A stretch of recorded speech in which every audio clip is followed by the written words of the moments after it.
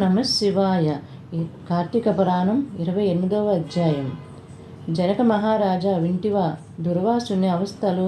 తాను ఎంతటి కోపవంతుడైనా వెనుక ముందు ఆలోచింపక ఒక మహాభక్తుణ్ణి చిత్తశుద్ధిని శశించుకుంటూ కనుకనే ఆటి పాయాసములు పాలైనాడు. కావున ఎంతటి గొప్పవారైనా ఆచరించు కార్యములు జాగ్రత్తగా తెలుసుకొనవలెను. అట్లు దుర్వాసురుడు శ్రీమన్నారాయణ కడ సెలవు పొంది తనను వెన్నంటి తరుముచున్న విష్ణు చక్రాన్ని చూచి భయపడుచు తిరిగి మళ్ళీ భూలోకానికి వచ్చి అంబారీషుణ్ణి కడకేగి, అంబారీష, ధర్మపాలక, నా తప్పు క్షమించు, నన్ను రక్షింపుము. నీకు నాపై గల అనురాగంతో ద్వాదశి పారాయణమును విన్నహించితిని.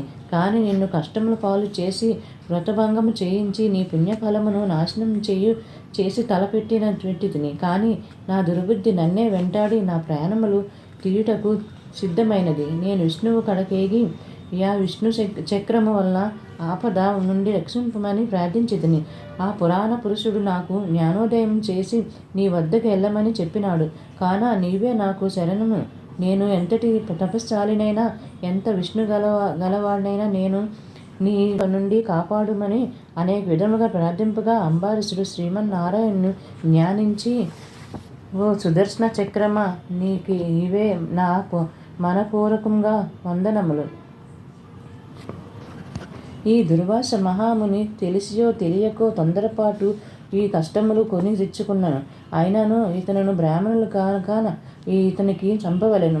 ఒకవేళ నీ కర్తవ్యము నిర్వహించ తలపెట్టిది అందు నన్ను చంపి తరువాత ఈ దురాశను చంపుము. నీవు శ్రీమన్నారాయణువి ఆయుధానివి, నేను శ్రీమన్నారాయణ భక్తుడను. నాకు శ్రీమన్నారాయణుడు ఆ ఇలవేల్పు దైవము.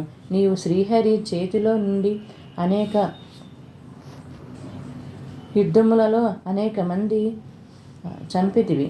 శరణగోర్చు వారికి ఇంతవరకు చంపలేదు. అందువలనే ఈ దుర్వాసుని ముల్లోకాలకు తిరిగినా ఇతనికి వెంటాడుచునే ఉన్నావు. కానా చంపడం లేదు. దేవా, సురాసురాది భూతకోట్లు అన్నీ ఒకటిగా ఏకమైనవి. నిన్నేమీ చాలవు. మీ శక్తికి ఏ విధమైన అడ్డము లేదు. ఈ విషయము లోకమంతటికి తెలియను. అయినను మునిపుంగునికి ఏ అపాయము కలగకుండా రక్షింపుము అని ప్రార్థించుచుండెను.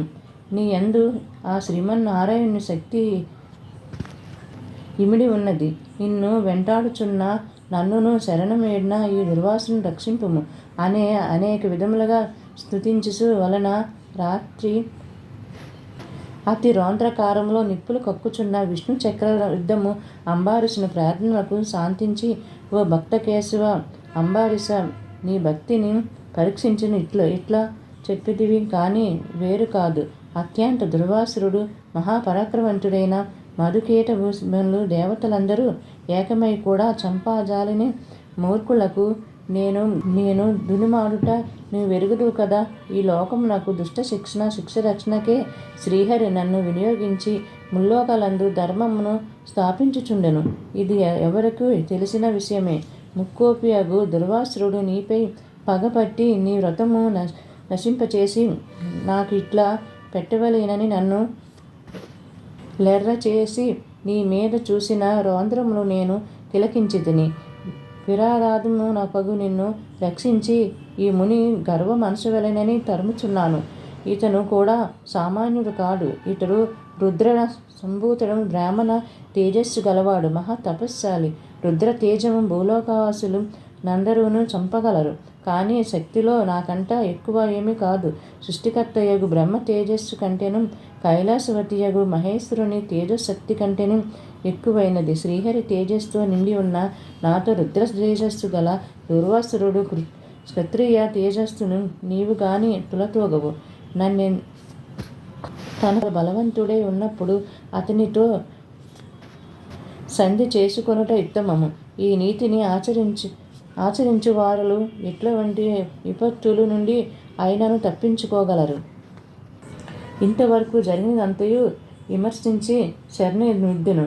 వచ్చింది ఆ దుర్వాసుని గౌరవించి నీ ధర్మము నీవు నిర్దేశింపుము అని చక్రయుద్ధమును పలికెను. అంబారీషుడు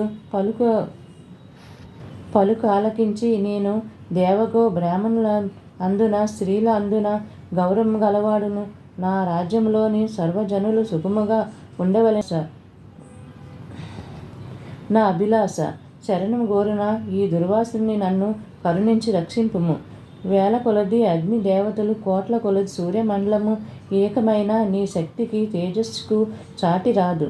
నీవు అతి తేజరాశిని మహావిష్ణువి లోనితివై లోకమంతా కులపై దేవ గో బ్రాహ్మణ హింసపరులపై నిన్ను ప్రయోగించి వారిని శిక్షించి తన ఎందున 14 లోకాలు కంటికి రెప్పలా కాపాడుచున్నావు. కాన నీకే నమస్కారములు అని పలికెను. చక్రయుద్ధము పాదములపై పడిన అంతటి సుదర్శన చక్రము అంబారీషుని లేవదీసి గాండలింగం మెనర్చి, అంబారీష నీ నిష్కలంకం భక్తిని మెచ్చితిని.